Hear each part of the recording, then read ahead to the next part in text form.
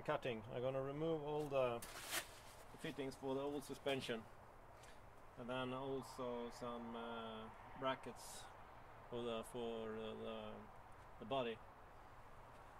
I'm doing this outside because otherwise it's not that healthy standing inside in this when you do the grinding and all the smoke and everything. So I'm gonna start. Some hours later, I grinded all the fittings I would not use from the frame. I also took some fitting points on this front shaft, front axle away. So just for these trailing arms remaining.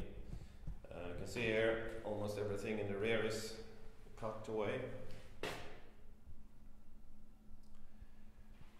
Now I will lift this one outside because I want to move these fitting points for the trailing arms a bit inward because I want some more flexibility.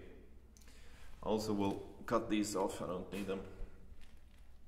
And I have to make a new bracket for the Panhard's dog also. So I will take this one outside and do some grinding. Here you can see how to cut all these brackets away.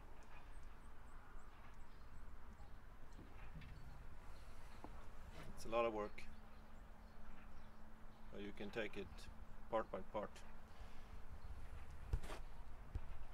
Well, I've done the rear axle. Took some time, but now it's all clear. I'll lift it into my jig and also lifted the frame so I can get it underneath. Now I made a small sketch on a piece of paper where the axle was sitting originally, and here you have this little sketch. So now I will try to get the axles in position and also get the frame in the correct height, and then I will tack the frame into the jig so it will be sitting in the correct position all the time, so I can do the welding and so on. 500, it's there.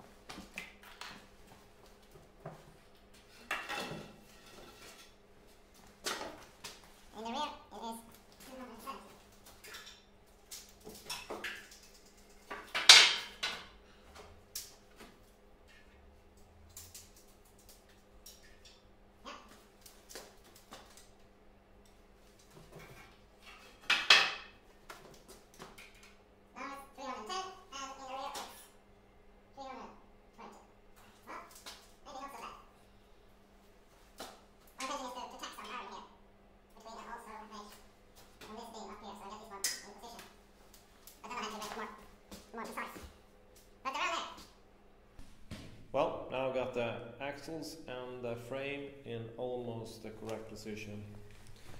I will try to raise it about 20 mil in the front and about 5 in the rear. Now I will tack the frame to the jig and try to get it in more precise position, and then I will also use an angle to measure these axles to get them in the correct spot.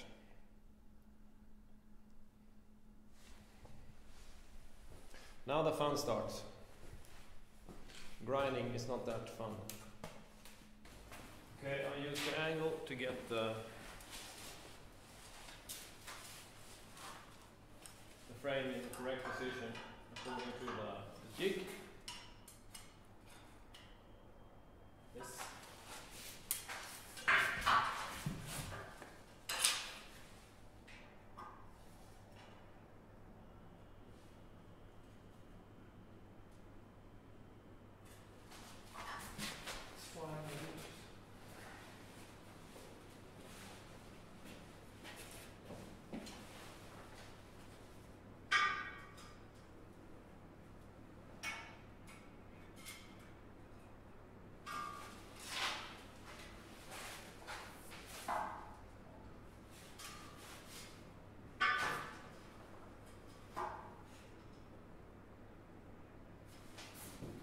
Well, it's correct in the rear.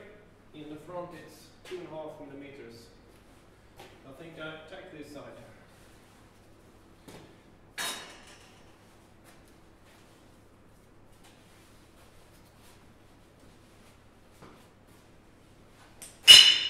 Got these pieces is 285 millimeters to get this one in the correct place.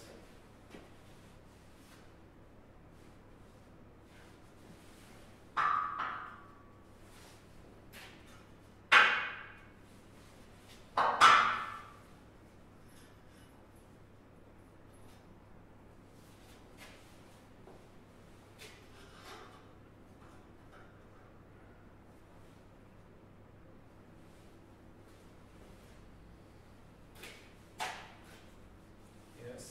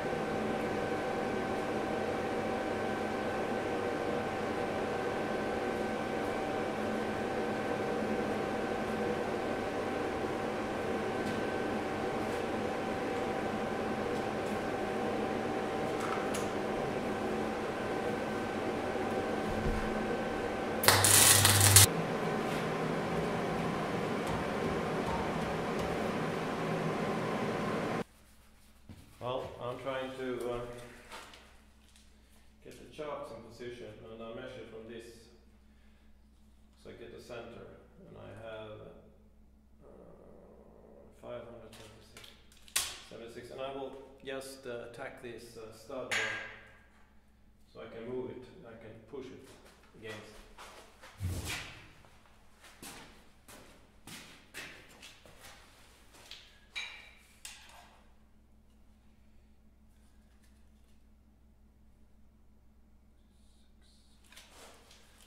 millimeter.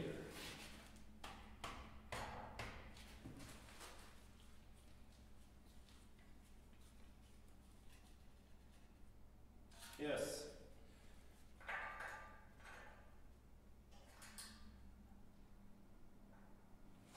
Now attack these studs there, and then we'll have a good position for the shaft. Well, this is the front trailing arm from the Suzuki Jimny, and I have not made any changes to this.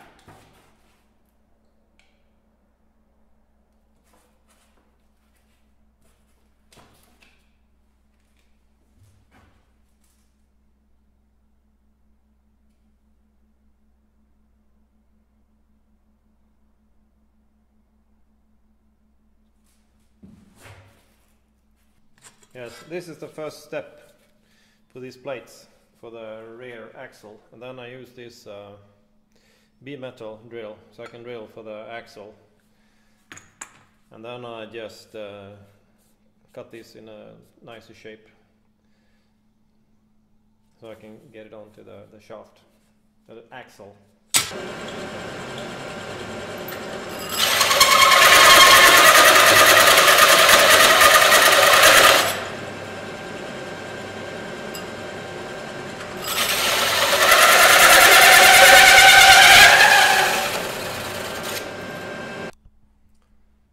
Now I got the Jimny transfer gearbox. I just put it in here to find out where to put it, but I have to cut that bracket away, and it's also for the exhaust system, that point there, but I have to cut it. And you can see I got the cardan axle here, and it will be around there somewhere. But then I see that I have to push the rear axle backwards quite a lot. So I think I will measure the cardan axle on the original SE cardan axle and see how much shorter that one is. Here you can see the difference between the axles. Cardan axle, this is from the Jimny and this is from the SE 410. And the difference is about 150 millimeters. I think I also check the front one. This one is about, yes, and this is the cardan axle from the SE 410 and it's about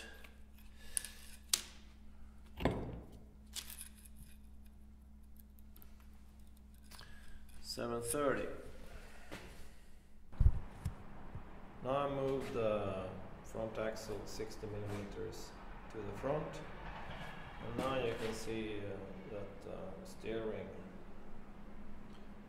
is much more aligned. And I also cut the bracket for the transfer gearbox away there, and now I will try to fit the transfer gearbox.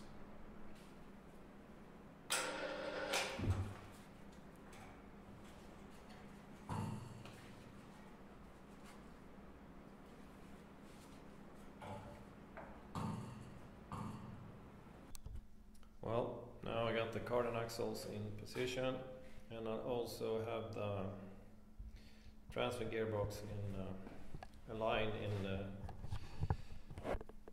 that direction, but I think I cannot use the original bracket here, because if you look from behind, the cardan axle is not running in a straight line, and the flange to connect to the motor is not in the center neither, so I think I have to move that one at least 30 millimeters or something, 20 maybe.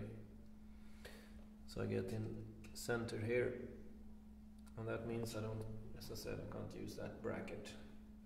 But it's another issue here. I have to raise this a bit, but you can see here there's something sticking out of the transfer gearbox when it hits this support here. So I have to remove this one, and this is the only thing who holds the two long beams here. So I think I must, one way is that I build something here first to connect, and then I remove that one. Or I just make some kind of support here as far so it doesn't, it's too long. Well, I decided to, I just tack this steel beam here, and then I tack it here, and then I cut this away, and then I also cut this one, and then I make a proper support there for the rear gearbox mount. That's the plan. Well, I decided to, I just tack this steel beam here, and then I tack it here, and then I cut this away, and then I also cut this one, and then I make a proper support there for the rear gearbox mount.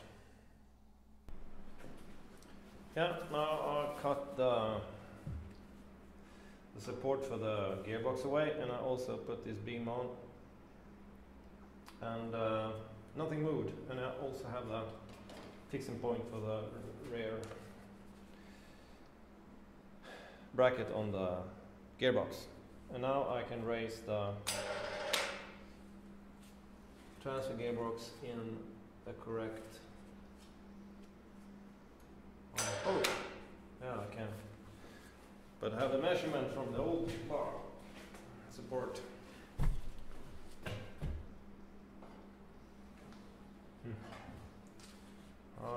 that now?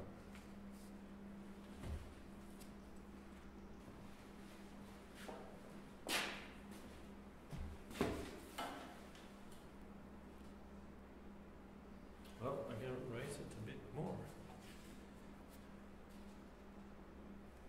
Well, maybe I can use that support from that. Maybe I don't have to make a new one.